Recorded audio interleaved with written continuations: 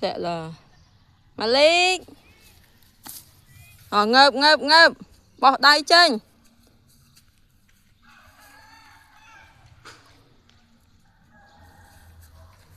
mà lý nó lấy mùi mà lý có con nọ ta lấy mùi mà lý có nó mà lý có trời từng gì vậy bay tiết đây hay bao con anh đâu nè anh mặc bay hai tiết nào mà lý mà lý mà riêng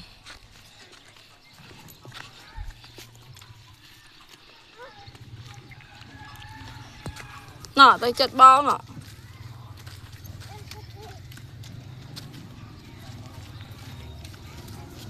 mà tao cái kiên